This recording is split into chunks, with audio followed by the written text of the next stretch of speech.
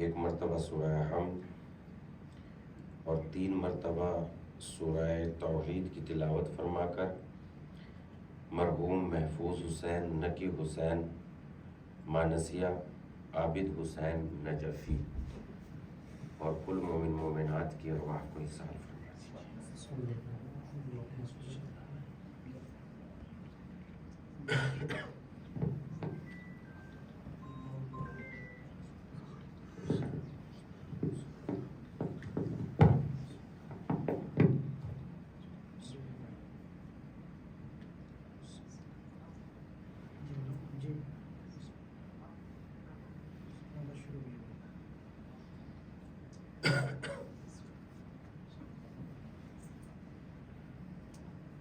اعوذ باللہ من الشیطان الرجیم، بسم اللہ الرحمن الرحیم، الحمد للہ رب العالمین،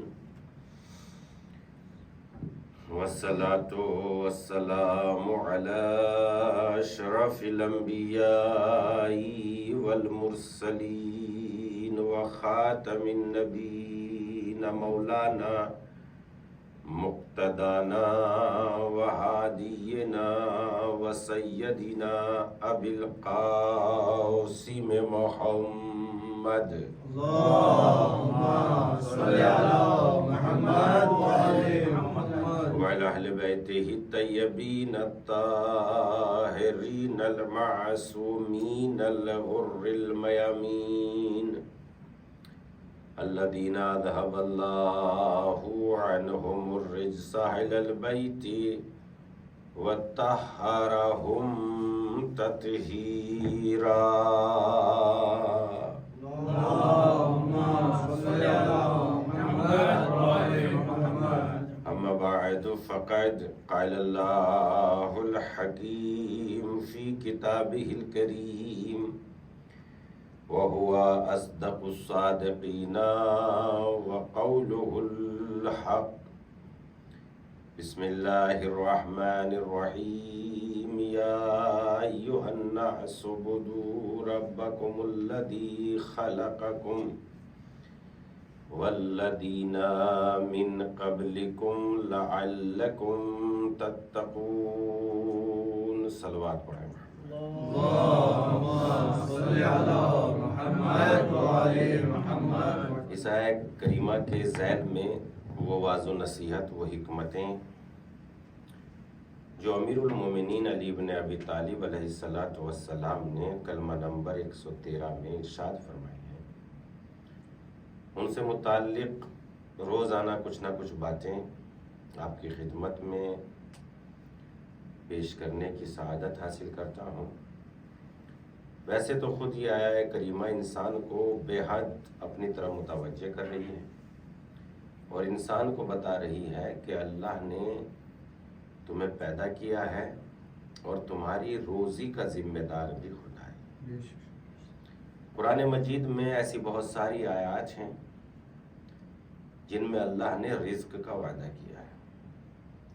ارشاد ہوتا ہے وَمَا مِن دَابَّةٍ فِي الْأَرْضِ إِلَّا عَلَى اللَّهِ رِزْقُهَا وَمَا مِن دَابَّةٍ فِي الْأَرْضِ إِلَّا عَلَى اللَّهِ رِزْقُهَا، زمین میں کوئی بھی جاندار ایسا نہیں ہے جس کی روزی کی ذمہ داری خدا نے نہ لی۔ یہ اللہ نے قرآن میں فرمایا وَمَا مِن دَابَّةٍ، دابہ کہتے ہیں ہر اس مخلوق کو جو روزی طلب کرتی ہو، جو روزی پاتی ہو۔ اب مخلوقات میں ساری کائنات کو اگر دیکھیں تو ہر کائنات، کوئی بھی کائنات کی کوئی شے رزق کے بغیر زندہ نہیں رہ سکتی۔ ہر چیز کی کوئی نہ کوئی ضرورت ہے۔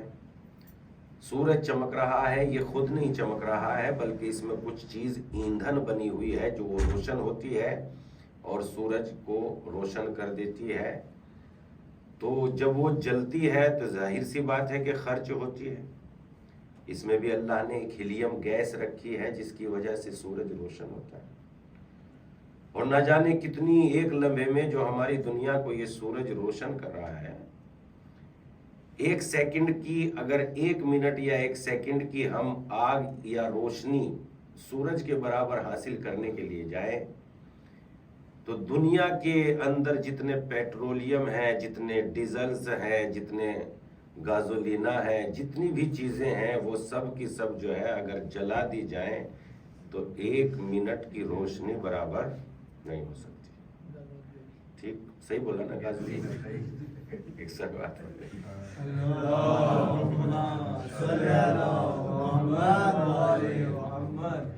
تو جتنا بھی خزانہ ہے، جتنا بھی پیٹرولیم ہے، اگر سب کو روشن کر دیا جائے، جتنا بھی کوئلہ ہے، جتنے بھی آگ کے ایندھن کے سامان ہیں، جتنی بھی لکڑیاں ہیں، بس خداوند عالم کی قدرت ہے، اس کے سامنے سر جھکانا ہے بندے کو، ورنہ واقعاً دیکھا جائے تو بندہ کچھ بھی نہیں ہے۔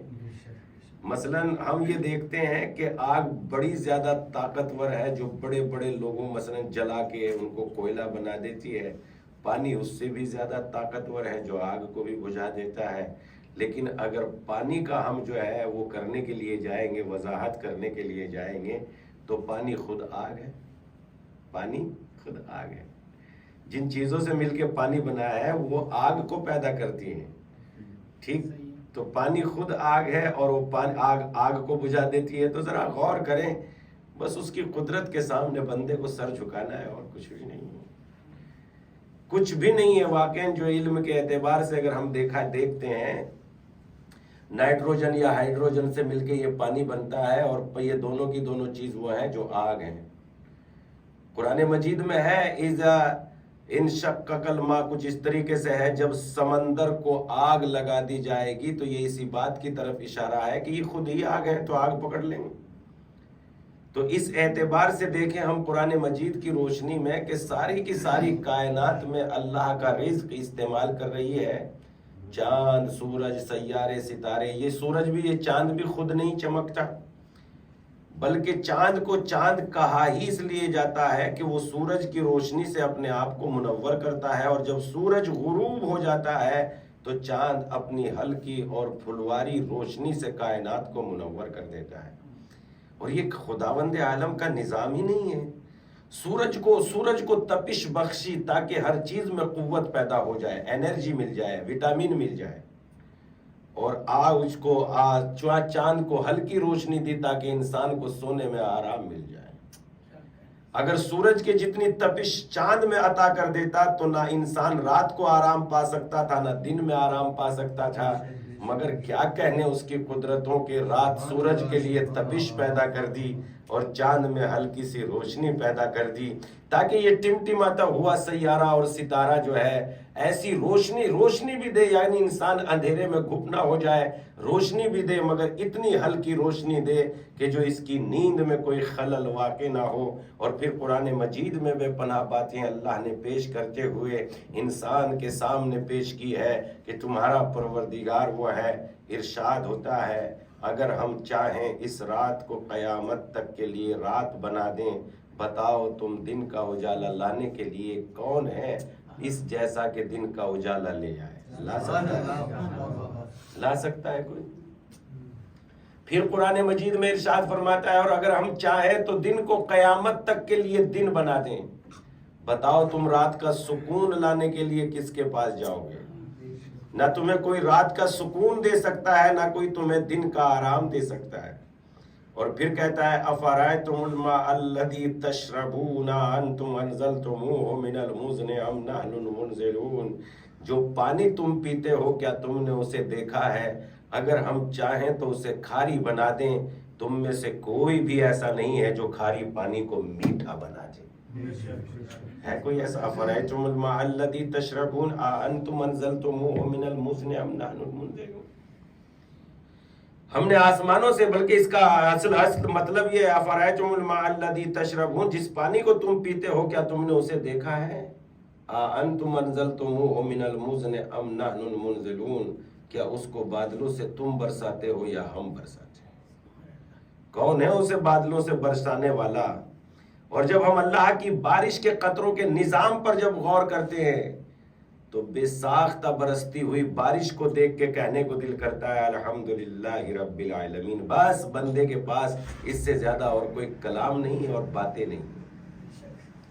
اس لیے کہ جب نظام پر ہم غور کرتے ہیں، اللہ کی بنائی ہوئی باتوں پر، اللہ کے بارش کے نظام پر، تو اس وقت ہم دیکھتے ہیں کہ اللہ نے جو بارش کا نظام برسایا ہے، بنایا ہے، وہ کتنا عظیم ہے. اور خدا کی قسم مجھے سمجھ میں نہیں آ رہا تھا. میں ایک روز جو ہے بارش کو ہوتے ہوئے دیکھ رہا تھا، سمندر کے ایسے ہی کنارے پہ تھا، بے پناہ زور و شدید سے بارش پڑ رہی تھی، اور مجھے سمجھ میں نہیں آ رہا تھا کہ ٹھیک ہے زمین پہ تو اس لیے بارش برستی ہے کہ زمین پیاسی ہے، وہاں کھیتی اگتی ہے، مگر سمندروں سے بادل سے پانی اٹھا کے اور سمندروں پہ ہی گرا دیتا ہے. یہ مجھے سمجھ میں نہیں آ رہا تھا کہ آخر سمندروں پہ بارش کیوں ہوتی ہے. مگر خدا جو چاہتا ہے اپنے بندے پہ واضح کر دیتا ہے. 2-4 مثلا منٹ کے بعد، لمحوں کے بعد، یا جو ہے گھنٹوں کے بعد میرے ہاتھ میں ایک کتاب آئی اور بارش کے نظام کی آیت میرے سامنے آئی، اور اس آیت کی تفسیر کرتے ہوئے مفسرین کہتے ہیں خدا سمندروں میں اس لیے بارشوں کو برساتا ہے تاکہ جو مخلوق سمندروں میں بستی ہے ان کے رزق کا انتظام ہو جائے. جو مخلوق سمندروں میں بستی ہے ان کے رزق کا انتظام ہو جائے. یعنی بارش فقط ہمارے ہی رزق کا انتظام نہیں کرتی، بلکہ دریاؤں میں پلنے والی مچھلیوں کا انتظام بھی یہ بارش ہی کرتی ہے. اور اس کے بعد انہوں نے لکھا، مفسرین نے تحریر کیا، ہم جب ساحلی یعنی سمندر کے کنارے بسنے والے لوگوں سے جب بات کرتے ہیں تو انہیں کئی مرتبہ کہتے ہوئے سنا اس سال مچھلی بہت کم پیدا ہوئی ہے، اس لیے کہ اس سال بارش نہیں ہوئی ہے. یعنی جس سال بارش زیادہ ہوتی ہے اس سال مچھلیاں بھی بہت زیادہ وجود میں آتی ہیں. اور ہم دیکھتے ہیں تالاب میں ہم تو مچھلی ڈالتے نہیں، تو وہاں مچھلیاں کہاں سے آ جاتی ہیں؟ گویا قدرت آسمان بادلوں کے ذریعے، بارش کے ذریعے مچھلیوں کو پیدا کر دیتی ہے، برسا دیتی ہے، اور وہ الگ الگ تالاب میں پہنچ کے مچھلیاں وجود میں آ جاتی ہے. اور قدرت ایک بارش کے نظام سے پلنے والی مچھلیوں کا بھی رزق قرار دے دیتا ہے، اور زمین پر رہنے والے انسانوں کا بھی رزق بنا دیتا ہے. اور پھر قرآن مجید میں ارشاد فرماتا ہے ہم نے گہرا سمندر پیدا کیا اور اس میں جو ہے لحمن طریا، اور اس میں ہم نے تمہارے لیے تازہ گوشت بنایا ہے. یعنی تازہ گوشت ہم نے تمہارے لیے پیدا کیا. اور پھر جب یہ گہرائی پہ گئے کہ مچھلیوں اس پانی کو آخر اگر خدا میٹھا پانی بنا دیتا سمندر کا تو بڑا مزہ آ جاتا، کھیتی میں کام آتا، پینے کے کام آتا. لیکن اس کے بعد جب اس آیہ کریمہ سورہ نحل کی جب اس آیہ کریمہ پہ پہنچے لحمن طریا، ہم نے تمہارے لیے سمندروں میں تازہ گوشت پیدا کیا ہے. اب اس آیہ کریمہ کے نیچے مفسرین لکھتے ہیں کہ گوشت کی اگر میعاد بڑھانی ہے کہ وہ تازہ رہے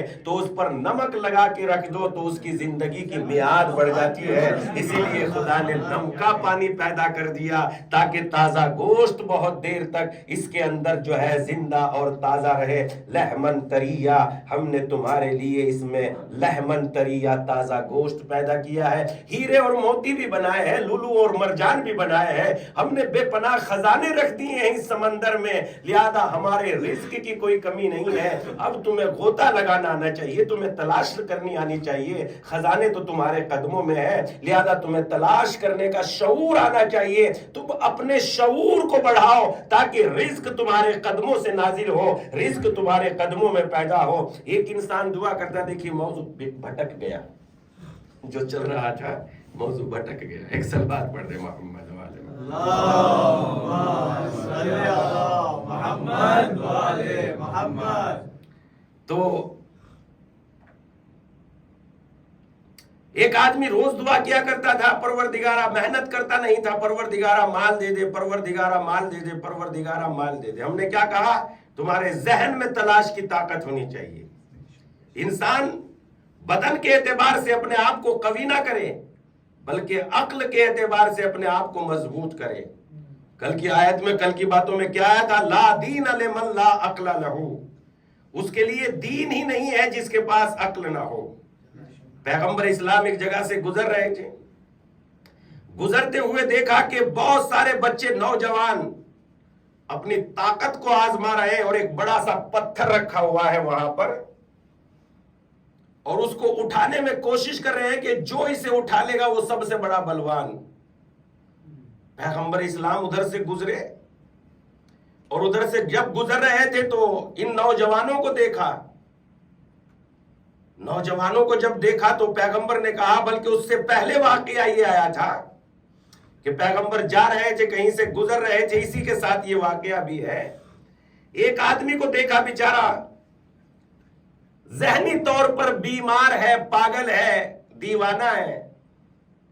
لوگ بھیڑ لگائے ہوئے کھڑے ہوئے. اللہ کے نبی کا ادھر سے گزر ہوا. اللہ کے نبی نے معلوم کیا یہ لوگ کیوں یہاں پر بھیڑ لگائے ہوئے ہیں. لوگوں نے کہا ایک دیوانہ ہے, ایک پاگل ہے جو عجب عجب سی حرکت کرتا ہے اور لوگ اسے دیکھنے کے لیے جمع ہوئے ہیں. پیغمبر نے فرمایا وہ دیوانہ تھوڑی ہے, پاگل اسے تھوڑا ہی کہتے ہیں. جیسے ہاتھ کا درد ایک بیماری ہے, کان کا درد ایک بیماری ہے, زبان کا درد ایک بیماری ہے, آنکھوں کا درد ایک بیماری ہے, ایسے ہی ذہن کا درد بھی ایک بیماری ہے. وہ بیمار ہے, پاگل نہیں ہے. کیا فرمایا پیغمبر نے؟ وہ بیمار ہے, پاگل نہیں ہے. اس کے بعد تھوڑا سا اور آگے بڑھے, ایک آدمی بہت زیادہ اکڑا ہوا زمین پر آ رہا تھا.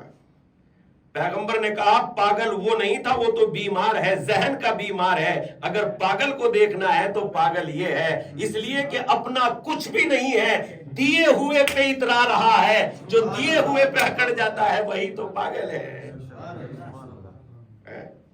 جو دیے ہوئے پہ اکڑ جاتا ہے, دیے ہوئے پہ اکڑ رہا ہے. ہمارے پاس جو بھی کچھ ہے ملی ہوئی ہے, ہماری نہیں ہے, اللہ کی دی ہوئی ہے اور ہم اس پہ غرور کر رہے ہیں. خوبصورت, ماشاءاللہ کتنا ہینڈسم. بنانے والے کو تو دیکھ لو, خدا نے بنایا ہے. یہی اس لیے جناب یوسف کی وہ بات جو زلیخا نے جب دعوت گناہ دے دی حضرت زلیخا نے بے پناہ, تو حضرت زلیخا نے جب دعوت گناہ دے دی تو ایک مرتبہ حضرت یوسف علیہ السلام نے انکار کر دیا.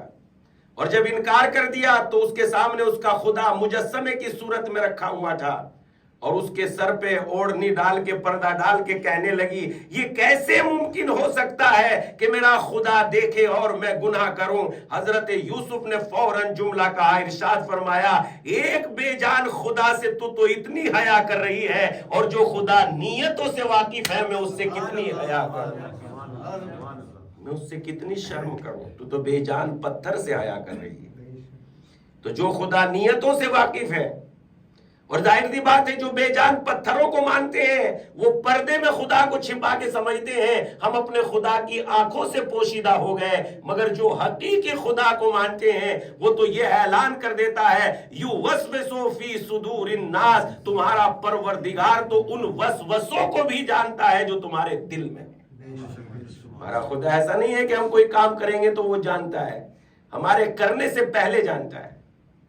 لہذا اب جو ہے یہ پتھر اٹھا رہے تھے, طاقت لگا رہے تھے, اور جب طاقت لگا رہے تھے تو پیغمبر نے فرمایا کہ میں تمہارے ساتھ میں تمہارا فیصلہ کروں کہ تم میں کون بہتر طاقت والا ہے. انہوں نے کہا ہاں یا رسول اللہ. انہوں نے سمجھا کہ شاید پیغمبر یہ کہیں گے کہ دیکھو اس کے ہاتھ کتنے مضبوط ہیں, اس نے بھاری پتھر کو اٹھا لیا. پیغمبر نے یہ نہیں کہا. پیغمبر نے فرمایا تم میں طاقتور وہ نہیں ہے جو پتھر کو اٹھا لے, بلکہ تم میں طاقتور وہ ہے جو گناہ کے سامنے ہوتے ہوئے گناہوں سے اپنی نگاہیں جھکا لے. وہ سب سے بڑا طاقتور ہے. جسے کوئی دوشیزہ جوان عورت جسے گناہ کی دعوت دے اور وہ پھر اپنے آپ کو گناہ سے بچا لے, یہ سب سے بڑا طاقتور ہے. امام علی علیہ السلام سے معلوم کیا,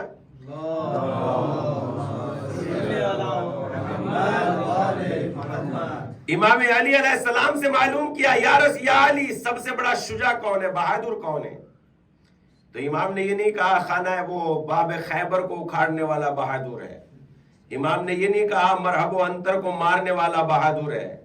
امام نے فرمایا اشجع الناس من غلب ہوا, لوگوں میں سب سے بہادر وہ ہے جس پہ اوپر خواہش نفسانی غالب آ جائے اور وہ اس پر قابو پا جائے. یہ سب سے بڑا شجاع ہے, یہ سب سے بڑا مرد ہے. اور جو گناہوں پر قابو پا جاتا ہے, حضرت یوسف علیہ السلام کے سامنے سارے دروازے کھلے ہوئے تھے. اگر خدا نہ خواستہ خاکم بدہن, اگر گر جاتے اس پر تو ملتا کیا, کچھ بھی نہیں. ایک ادھیڑ بڑھیا کیا تھا؟ وہاں تو کچھ تھا ہی نہیں. اگر مثلاً خاکم بدین، لیکن حضرت یوسف نے چھوڑ دیا. جب چھوڑ دیا تو پلٹ کے دینے والے نے کیا دیا؟ زلیخا کو بھی جوان کر دیا اور مصر کی حکومت بھی دے دی. جس کے ایک گناہ میں اتنی نعمت ہے، اگر گناہ چھوڑ دیا جائے تو جنت میں کیا رتبے عطا کرے گا. ایک صلوات پڑھ دیں محمد والے محمد پر. اللہم صلی علی محمد وآلِ محمد. تو گناہ یقیناً گناہ ہے، گناہ سب سے بڑا خطرناک. تو اس اعتبار سے میں یہاں کے ماحول کے مزاج کے مطابق نہیں پڑھ رہا. آپ اپنے بارے میں سوچے نہ بالکل بھی. میں آپ کے چہروں سے محسوس کر رہا ہوں. کوئی اس بات کا کوئی تعلق کس بات سے نہیں، کسی بھی بات سے اس بات کا تعلق نہیں ہے. یہاں کا تو ماحول ہے. ماحول کا مطلب یہ نہیں ہے کہ بس اس میں بہنا سب سے بڑا طاقت ہے. نہ بہنا، سب سے بڑی طاقت اسی بات میں ہے کہ اس ماحول میں بس رنگے نہ جائے انسان. باقی ہوا چلے گی تو لگے گی، روک نہیں سکتا اس کو کوئی، بدل نہیں سکتا اس ماحول کو. کام بھی انہی کے ساتھ کرنا ہے، کام بھی درمیان میں کرنا ہے. بس ویسے نہ ہو جاؤ، یہ سب سے بڑا جہاد ہے. ویسے نہ ہو جاؤ، یہ سب سے بڑا جہاد ہے. تو اس اعتبار سے تو آؤ میں تمہیں بتاؤں. تو یہ بیچارہ کیا کہا تھا ہم نے، کہاں سے یہ بات گئی تھی کہ شعور، اگر شعور زندہ ہو جائے، اگر شعور ہمارے اندر قابل ہو جائے کہ ہم جو ہیں اس اعتبار سے کہ پروردگار عالم نے جو خزانے رکھے ہیں کائنات میں، ان کی مثال نہیں ہے. خدا کی قسم کتنے خزانے ہیں زمین و آسمان میں، کتنے خزانے ہیں. اسی اعتبار سے علی کے فضائل بیان کیے جا سکتے ہیں جو پہلی مجلس میں ہم نے آپ کی خدمت میں پیش کیا تھا. امام علی کے بھی فضائل بیان نہیں کیے جا سکتے. کوئی سورما نہیں پیدا ہوا جو علی کے فضائل بیان کر دے. کیا کہا ہم نے، کوئی دنیا میں کوئی سورما پیدا نہیں ہوا. اس کے پیچھے دلیل ہے ہمارے پاس. دلیل کیا ہے؟ دلیل یہ ہے، آپ لوگ پڑھے لکھے ہیں، میتھمیٹکس جانتے ہیں. آپ حساب لگائیے 50 سال میں 3 نسلیں بدل جاتی ہیں. 1400 سال سے لے کے اب تک جب سے امام علی کے سر مبارک پر ضربت لگی ہے آج تک کتنے لوگ آئے ہوں گے، کتنے لوگ گزر گئے ہوں گے، کسی کے پاس حساب نہیں. کوئی جوڑ ہی نہیں سکتا، کوئی حساب ہی نہیں لگا سکتا. اگر میں یہ کہوں کہ ہزاروں لاکھوں اربوں پرائم منسٹر آئے تو آئے، اگر میں یہ کہوں کہ لاکھوں وزراء آئے تو آئے، اگر یہ میں کہوں کہ کروڑوں جو ہے حکومت کے عہدیدار آئے ہیں تو آئے، ان اربوں خربوں عہدیداروں میں، ان پرائم منسٹروں میں 1400 سال سے لے کے آج تک کوئی ایسا نکال کے بتا دیجئے جسے یہ پتا چل جائے کہ یہ آدمی میرا دشمن ہے اور مجھے قتل کرنا چاہتا ہے، تو وہ بجائے اس کے کہ اس سے انتقام لے بلکہ مٹھائی کا ڈبہ بھجوا دے اس کے گھر کہ بھائی یہ لیجیے آپ مٹھائی کا ڈبہ، تم مجھے قتل کرنا چاہتے ہیں. ایسا دنیا میں کوئی ایک نکال کے لا سکتے ہو؟ 1400 سال میں ایک بھی آپ پرائم منسٹر ایسا نہیں، اگر پتا چل جائے تو اس کو قتل کرا دے گا، مروا دے گا، بچوں کو جو ہے اس کے برباد کرا دے گا. ایک بھی نہیں لا سکتے. مگر سلام ہو اس علی کو جس کے سر مبارک پر ضربت لگنے کے بعد اپنے سامنے سے شربت کا پیالہ ہٹا کے یہ کہہ رہے ہو تم نے اس کو بھی پلایا ہے کہ نہیں، اور اپنے سامنے سے شربت کا پیالہ پلا کے کہے وہ بھی تو انسان ہے، وہ بھی بھوکا ہے. پتا چلا علی کے ایک لمحے کی زندگی کا یہ جواب 1400 سال نہیں بن سکتے، تو ان کی پوری زندگی کا جواب دنیا کہاں سے بن جائے؟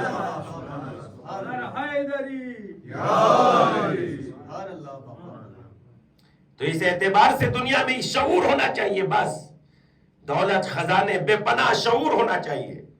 شعور کو وسعت دو، صلاحیتوں کو وسعت دو، صلاحیتوں کو بڑا کرو. جب ذہنی اعتبار سے 5 منٹ زندگی کے 10 منٹ، زندگی کے 10 منٹ یہاں ٹہلتے ہی ہو، انشاءاللہ اور زیادہ ٹہلو اور زیادہ ورزش کرو، چونکہ یہ بدن کے لیے سب سے زیادہ ضروری ہے. جہاں پیسے کمانے کے لیے آئے ہو وہاں خالی مت بیٹھو، سونے میں ٹائم زیادہ مت گزارو، بلکہ ورزش پہ بھی تھوڑا سا دھیان دو. ورزش بہت ضروری ہے. صبح کو چلو، جتنا ممکن ہو جتنا ٹائم نکل جائے.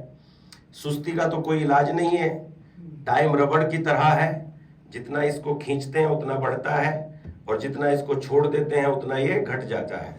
ایک عالم دین نے لکھا اپنی کتاب میں، جب مجھے کام نہیں ہوتا تو میں بد اخلاق ہو جاتا ہوں، اور جب مجھے کام ہوتا ہے تو میں صاحب اخلاق ہو جاتا ہوں۔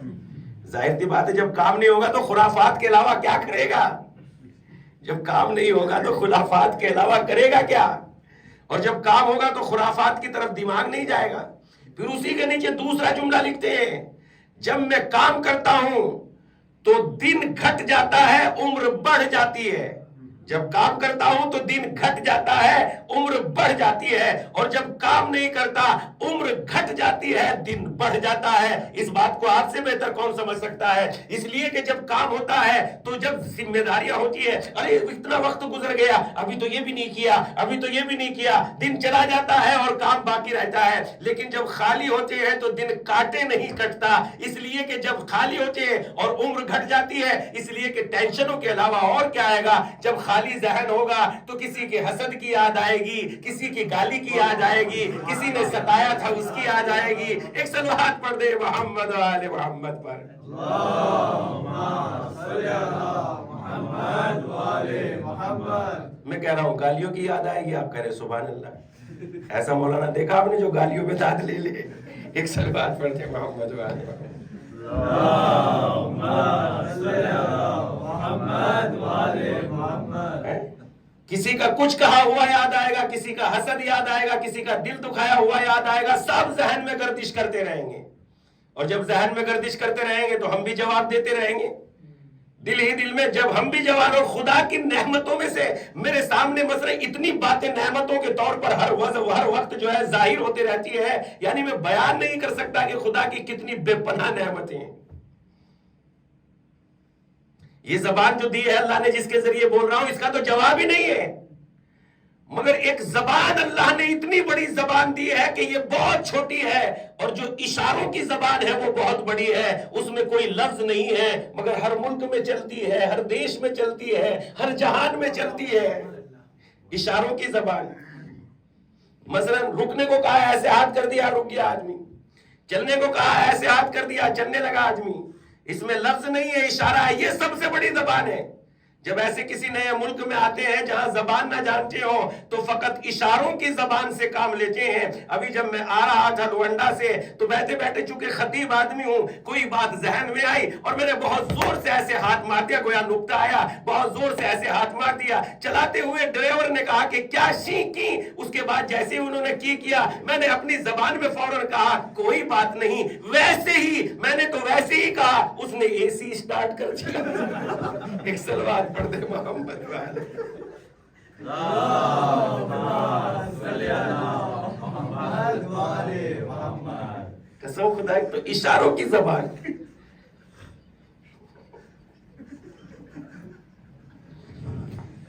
محمد و آل محمد صلی اللہم صلی علی محمد و آل محمد۔ تو اشاروں کی زبان سب سے قیمتی زبان ہوتی ہے۔ اس کے بعد نو نو کر کے ایسے اشارہ کیا تو وہ بند ہوا، تو اس اعتبار سے اشاروں سے بڑی کوئی زبان نہیں ہے۔ اگر یہی زبان ہوتی تو نہ وہ میری سمجھ سکتا تھا، نہ میں اس کی سمجھ سکتا تھا، اور دونوں پریشان رہتے۔ مگر اشاروں کی زبان خدا نے سب سے بڑی زبان عنایت کر دی۔ کتنی نعمتیں ہیں اس کی، کتنی بے پناہ عظمت ہے اس پروردگار کی جس نے یہ ساری نعمتیں دے دی۔ تو یہ بیچارہ روز صلاحیتوں کو 10 منٹ اپنے کام میں سے نکال کے سوچنے پر، تھوڑا سا غور کرنے پر تھوڑا لگایا کرو۔ تھوڑا سا ٹہلتے ہوئے سوچو کہ ہمارے ساتھ فلاں انسان کے ساتھ یہ پرابلم ہے، اس کو مشکلات سے نجات کیسے دے سکتے ہیں، اس کا رزق تھوڑا سا تنگ ہے، اسے کاروبار میں کیسے لا سکتے ہیں۔ خدا کے ہاتھ تنگ نہیں ہے کہ اگر تم کسی کے کام آ جاؤ گے تو خدا کے رزق میں کمی آ جائے گی۔ حدیث سنیے، ہمارے نبی محمد مصطفیٰ صلی اللہ علیہ وآلہ وسلم نے ارشاد فرمایا، اللہم صلی علی محمد و آل محمد۔ خدا نے حدیث قدسی میں کہا کہ اگر میں ہر بندے کو اس کی خواہشوں کے مطابق دے دوں، ہر بندے کو، کتنے بندے ہیں کائنات میں؟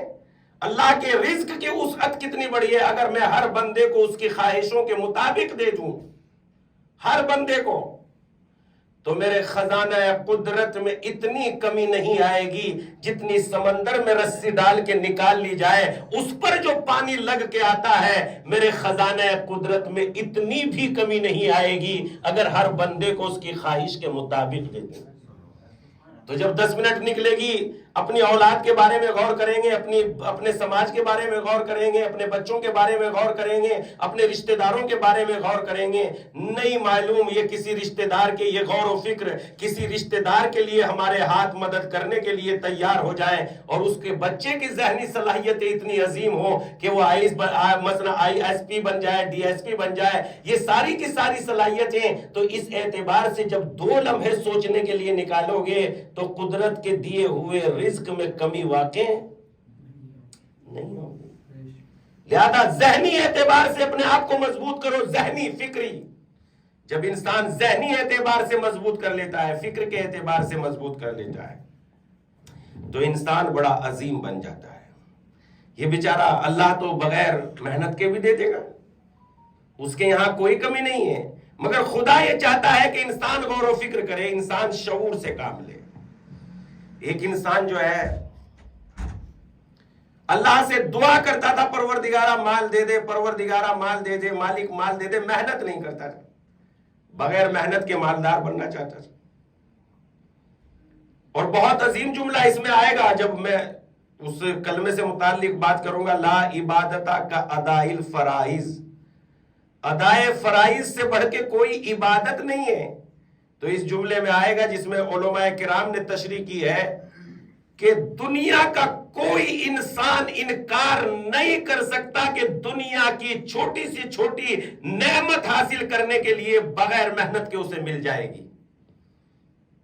اگر بغیر محنت کے حاصل کرنا چاہتا ہے تو وہ چوری تو ہو سکتی ہے، وہ غصب تو ہو سکتا ہے، وہ بے ایمانی تو ہو سکتی ہے، لیکن اگر محنت کے ساتھ حاصل کرنا چاہتا ہے، اگر میں اپنے اعتبار سے، تو بغیر محنت کے نہیں مل سکتی۔ ایک روٹی کا ٹکڑا جو بہت معمولی سی چیز ہے، کتنی محنت لگانی پڑتی ہے؟ دنیا کی کوئی نعمت ایسی نہیں ہے جو بغیر محنت کے مل جائے۔ آپ کے ذہن میں تو ہو تو بتائیں، کوئی نعمت جو بغیر محنت کے مل جائے، کوئی ایک نعمت بتا دیجئے، دنیا کی کوئی ایک نعمت ایسی بتا دیجئے جو بغیر محنت کے مل جائے۔ پانی پینے کے بھی لیے نلکوپ لگانا پڑتا ہے، محنت کرنی پڑتی ہے، زمین کا سینہ کھودنا پڑتا ہے۔ خدا چاہتا تو اس کو جو ہے زمین کے اوپر پیدا کر دیتا، مگر خدا نے زمین کی گہرائی میں رکھا تاکہ محنت کرو اور پانی پیو۔ تو بغیر محنت کے کوئی ایک نعمت، آج ہم پی رہے ٹھیک ہے، مگر ہم سے پہلے والے لوگوں نے محنت کی ہے نا۔ ایک سلوات پڑھتے ہیں۔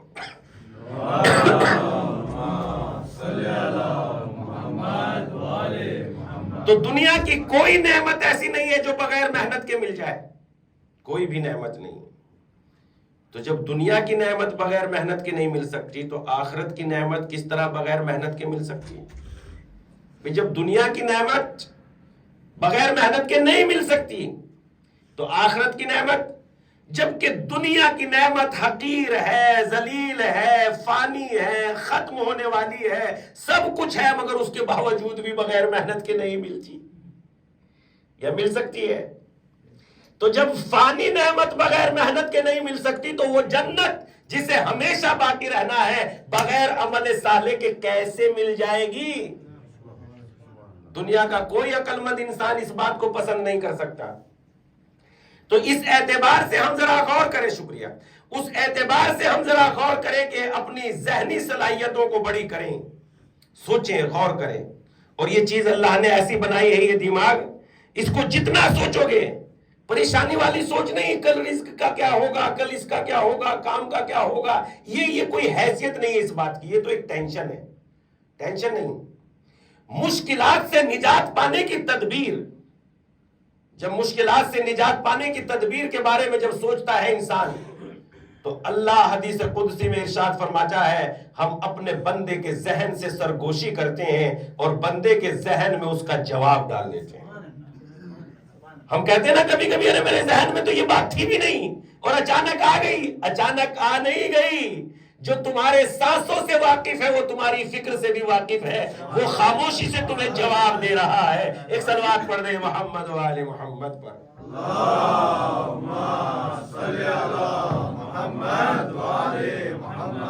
تمہارے سانسوں سے واقف ہے وہ تمہاری فکر سے بھی واقف ہے. خطبہ جمعہ میں یہ جملہ آپ کی خدمت میں چونکہ موضوع سے آگے آئے تو دوبارہ کہہ دیتا ہوں. ایک آدمی روز کہتا تھا اللہ اللہ اللہ اللہ اللہ اللہ کو یاد کرتا تھا, یا اللہ یا اللہ یا اللہ یا اللہ. ایک روز شیطان نے اس کے ذہن میں وسوسہ ڈال دیا, جسے پکارتا ہے وہ جواب بھی دیتا ہے. یہ کہنے لگا بات کتنے پتے کی, وہ تو کبھی جواب دیتا ہی نہیں. اس نے تو کبھی یا اللہ کا, میں روز یا اللہ کرتا ہوں, 1000 مرتبہ یا اللہ کرتا ہوں, 1,00,000 مرتبہ یا اللہ کرتا ہوں, مگر وہ تو کہتا ہی نہیں ہاں میرے بندے میں حاضر ہوں. صحیح بات ہے, جو میری بات کا جواب ہی نہیں دے سکتا اس کو کیا پکارنا. لہذا اس نے یا اللہ کرنا بند کر دیا. اور جب بند کر دیا تو ایک روز یہ سونے کے لیے تیاری کر رہا تھا, سو رہا تھا. اسے ایک آواز سنائی دی, یہ بتاؤ تم ہمیں روز پکارتے تھے, تم نے اب پکارنا چھوڑ دیا. کہا بس اسی لیے میں جسے پکارتا تھا وہ میری صدا کا جواب ہی نہیں دیتا تھا. کہا تمہیں کس نے کہا کہ جواب نہیں آتا تھا؟ یہ بتاؤ جب تم ہمیں پکارتے تھے تو تمہارے دل کو سکون ملتا تھا کہ نہیں ملتا تھا؟ ہاں سکون تو بہت ملتا تھا. کہا تمہارے پکارنے کا جواب وہی تو تھا, تم جانتے ہی نہیں. ایک صلوات پڑھ دے محمد و آل محمد پر.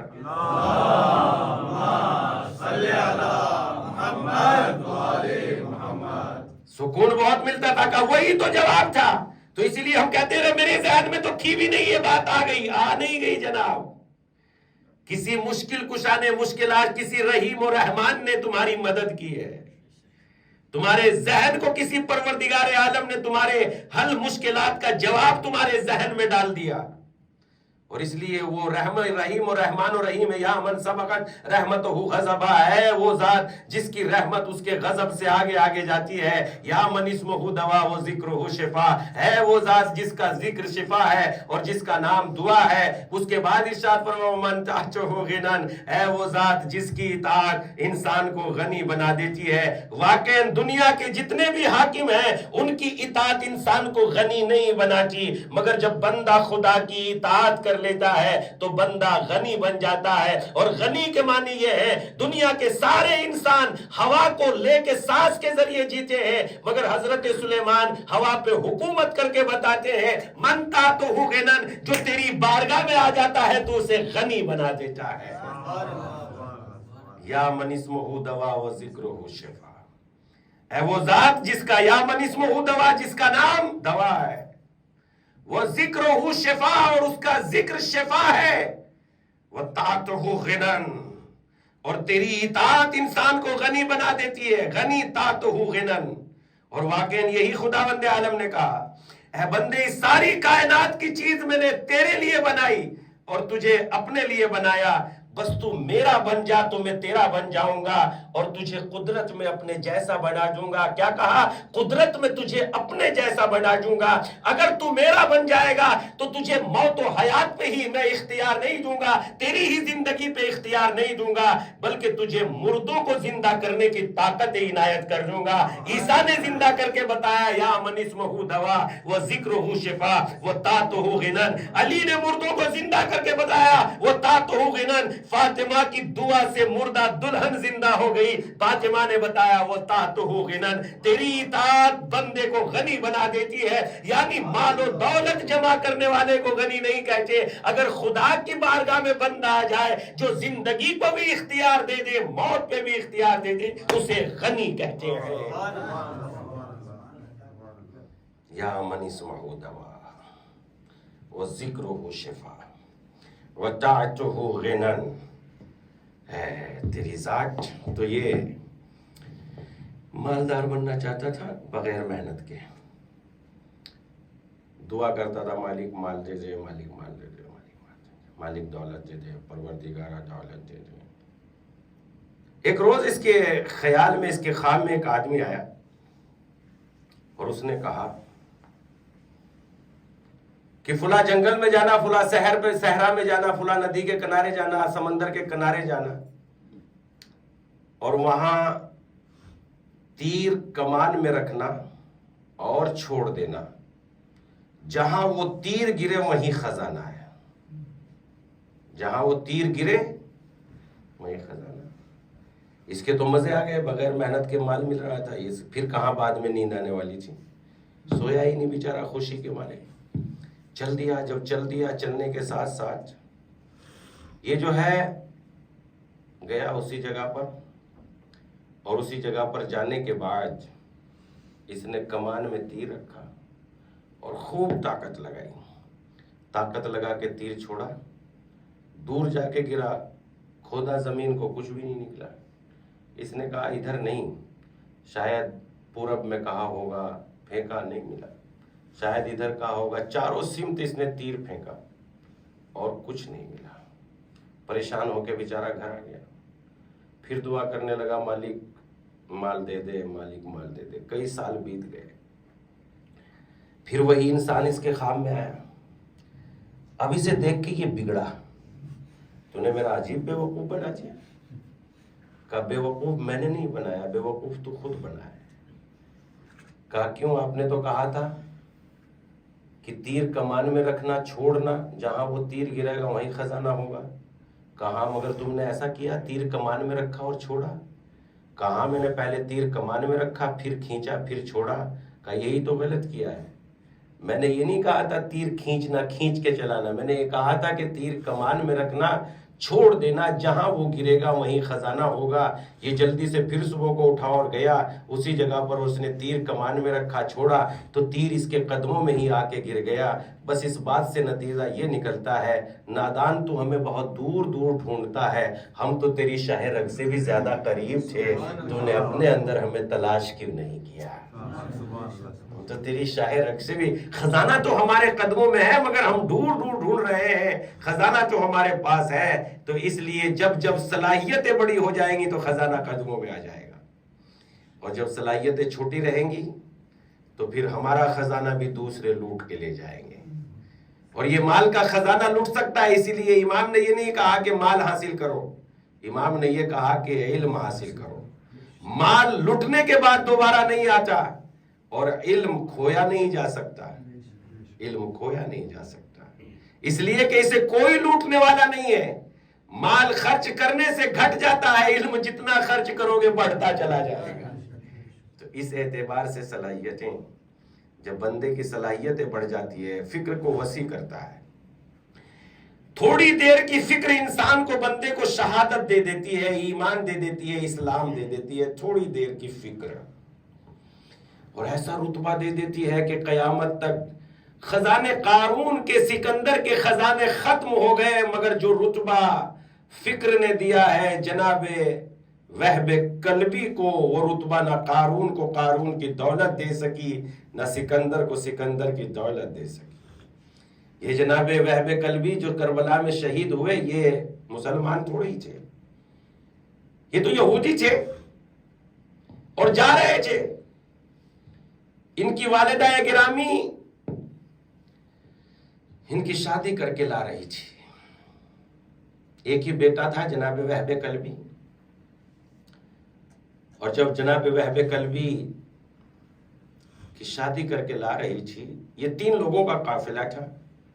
एक वालिदा वहबे कल्बी की वालिदा गिरामी, एक उनकी ज़ौजा, और एक खुद वहबे कल्बी। इमाम हुसैन अलैहिस्सलाम का काफिला आगे आगे जा रहा है, वहबे कल्बी और इनकी वालिदा का काफिला थोड़ा दूर है। देखिए, जब फिक्र बड़ी होती है तो इंसान कितना बाकमाल बन जाता है। माँ ने दूर से इस काफिले को देखा, अपने आप से खुद से क्वेश्चन किया, सवाल किया। बस इंसान की सबसे बड़ी दौलत अपने आप से सवाल करने की सबसे बड़ी दौलत यह है कि इंसान खुद से सवाल करे।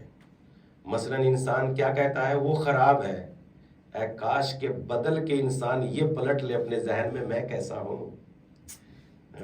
सारी की सारी परेशानियां सब खत्म, सब की सब परेशानियां खत्म। वो खराब है, वो गुनाहगार है, नहीं, मैं कैसा हूं, मैंने कितने गुनाह किए हैं, मैं गुनाहगार हूं।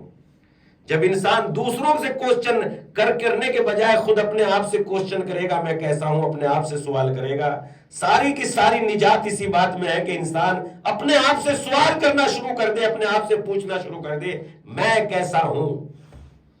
सारे समाज और माशरे में बड़ी नेकियां पैदा हो जाएंगी। इसलिए कि जब इंसान खुद अपने आप से सवाल करेगा मैं कैसा हूं, तो दूसरे के गुनाह पे نگاہ نہیں جائے گی، اور جب دوسرے کے گناہ پہ نگاہ نہیں جائے گی تو انسان اپنی اصلاح کرے گا۔ اور یہی بات ہمارے اماموں نے سمجھائی، یہی بات ہمارے ائمہ نے سمجھائی، دوسروں کے بارے میں نہیں، اپنے بارے میں غور کر۔ کسی نے آ کے سوال کر لیا امام زین العابدین علیہ الصلوۃ والسلام سے، اللہم صلی علی محمد و آل محمد، اور جب کسی نے آ کے سوال کر لیا مولا کس کا احترام کرے، امام نے فرمایا اپنے سے بڑوں کا احترام کرو۔ کہ مولا کیوں؟ کہ اس لیے عمر زیادہ ملی ہے، نیکی کرنے کا موقع تم سے زیادہ ملا ہوگا، اس لیے احترام کرو۔ پھر اس کے بعد اس نے پوچھا مولا کس کا احترام کریں؟ کہ اپنے سے چھوٹوں کا احترام کرو۔ مولا کیوں؟ کہ اس لیے عمر کم ہے، گناہ کرنے کا موقع تم سے کم ملا ہوگا، اس لیے احترام کرو۔ پھر اس سائل نے سوال کر لیا، اس کا احسان ہے ہم پر کہ یہ سوال کر رہا تھا اور ہم جواب لیتے جا رہے تھے۔ پھر اس نے سوال کیا مولا اب کس کا احترام کروں؟ کہ اپنے برابر والوں کا احترام کرو۔ اب اس نے سوال کر لیا بڑوں کا احترام اس لیے کہ اس کی نیکی زیادہ ہے، چھوٹے کا احترام اس لیے کہ اس کے گناہ کم ہے، برابر والے کا احترام کیوں کروں؟ امام نے فرمایا تجھے دوسرے کے گناہ کے بارے میں شک اور اپنے گناہ کے بارے میں یقین، شک کی کوئی حیثیت نہیں ہوتی، یقین کی حیثیت ہوتی ہے۔ ایک صلوات پڑھ دے محمد و آل محمد پر۔ اللہم صلی علی محمد و آل محمد۔ تو اس لیے جب انسان خود سے سوال کرنا سیکھ جائے میں کیسا ہوں، یہ سب سے بڑی انسان کی کامیابی نجات اسی بات میں ہے، میں کیسا ہوں۔ دوسرے کے گناہ کے بارے میں، دوسروں کی ٹوہ میں تو کبھی جاؤ ہی مت۔ یہاں تک کہ اسلام نے اتنا بھرم رکھا اگر گناہ کرتے بھی دیکھ لو تب بھی کہنے کی ضرورت نہیں ہے۔ کمال ہے کہ نہیں ہے؟ تو اس اعتبار سے دوسروں کی ٹوہ میں نہیں، اپنے۔ اور جب ہم اپنے آپ سے سوال کرتے ہیں، مادر وہب قلبی نے سوال کیا خود سے، یہ کون ہے، یہ قافلہ کون ہے، کہاں جا رہا ہے؟ اور دیکھیے جب انسان خود سے سوال کرتا ہے تو عزت کتنی ملتی ہے۔ نہیں سمجھ میں آیا، جواب نہیں ملا، اس لیے کہ کبھی کہتی ہے کہ یہ قافلہ جو ہے جنگ کی طرف جا رہا ہے، خود اپنے آپ کو جواب دیتی ہے اگر یہ قافلہ جنگ کی طرف جا رہا ہے تو اپنے چھوٹے چھوٹے بچوں کو جنگ میں کوئی لے کے نہیں جاتا، آخر یہ قافلہ کون ہے؟ پھر اس کے بعد خود سے سوال کرتی ہے یہ قافلہ تجارت کے لیے جا رہا ہے تو خود ہی اپنے آپ کو جواب دیتی ہیں قافلے میں، تجارت کے قافلے میں کوئی اپنی عورتوں کو لے کے نہیں جاتا۔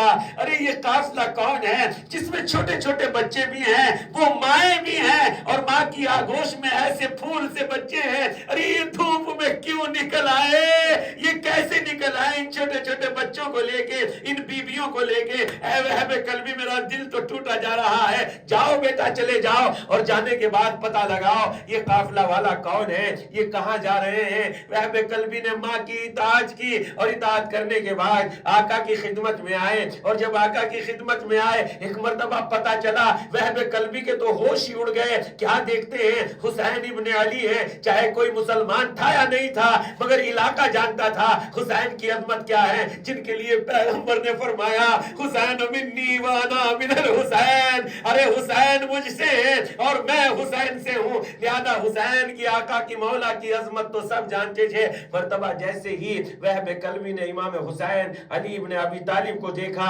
ویسے ہی مرتبہ ہوش اڑ گئے، آقا آقا کہاں جا رہے ہیں؟ امام حسین نے سب کچھ بتایا اور بتانے کے بعد بتایا اے وہب قلبی ہمیں امت نے اپنے وطن میں نہ رہنے دیا، ہم مقتل کی طرف جا رہے ہیں جہاں ہمارے چھوٹے چھوٹے بچے قتل کر دیے جائیں گے، جہاں ہماری عورتوں کی ردائیں چھین لی جائیں گی۔ مرتبہ وہب قلبی ماں کی خدمت میں واپس آتے ہیں، اور ماں کی خدمت میں واپس آنے کے بعد مرتبہ سارا واقعہ کہتے ہیں اے والدہ گرامی یہ نبی کے نواسے حسین ابن علی ہے۔ ماں دل سے بے قرار ہو گئی، اے وہب قلبی کیا یہ فاطمہ کے بیٹے حسین ابن علی ہیں؟ ہاں ہاں والدہ گرامی یہ نبی کی بیٹی کے بیٹے حسین ابن علی ہیں۔ اور ایک مرتبہ ساری روداد وہب قلبی نے سنا کہ ماں سے کہا اے والدہ گرامی چلو ہم اپنا سفر آگے بڑھتے ہیں۔ اے وہب تو نے انصاف نہیں کیا، ارے رسول اللہ کی بیٹی کا گھر اجڑے اور فاطمہ کا گھر اجڑے اور وہب قلبی کی والدہ کا گھر آباد رہے۔ نہیں وہب قلبی ایسا نہیں ہو سکتا، جو حالت حسین ابن علی کے ساتھ ہوگی اے وہب وہی انجام ہمارا ہوگا۔ چلو حسین کی خدمت میں چلتے ہیں اور حسین کے قدموں پہ قربان ہو جاتے ہیں۔ تو اس اعتبار سے وہب قلبی کی والدہ نے شہادتیں پیش کی اور دنیا کو بتایا جب انسان کی فکر واضح بڑی ہو جاتی ہے تو انسان کو بہت زیادہ وسعتیں مل جاتی ہیں۔ الا لعنۃ اللہ علی قوم الظالمین وسيعلم الذين ظلموا ایام منقلب ینقلبون۔ پروردگارہ تجھے واسطہ محمد و آل محمد کا آقا کے ظہور میں تاجیل فرما، پروردگارہ بے روزگاروں کو روزگار عطا فرما، پروردگارہ پریشان حالوں کی پریشانیوں کو دور فرما، پروردگارہ ہمیں ان باتوں پر عمل کرنے کی توفیق عنایت فرما، پروردگارہ ہم نیکی کے دوست گناہوں کے دشمن بنے ایسی توفیق عنایت فرما، پروردگارہ ہمارے گناہوں پہ پردہ فرما، پروردگارہ ہمارے گناہوں کو معاف فرما، پروردگارہ ہماری نیکیوں کو قبول فرما، پروردگارہ حسین ابن علی کی سیرت پر چلنے کی توفیق عنایت فرما، پروردگارہ تجھے واسطہ محمد و آل محمد کا بیماروں کو صحت کامل عطا فرما، پروردگارہ تجھے واسطہ محمد و آل محمد کا بے اولادوں کو اولاد عطا فرما، پروردگارہ جو قید و بند میں گرفتار ہے مالک روزی روزگار کے لیے اپنے وطن عزیز کو ترک کر کے دوسرے شہر میں آئے ملک میں آئے، پروردگارہ انہیں نجات عنایت فرما، پروردگارہ تجھے واسطہ محمد و آل محمد کا آقا کے ظہور میں تاجیل فرما، ہمیں ان کے اعوان و انصار میں شمار فرما۔ ربنا تقبل منا انک انت السمیع العلیم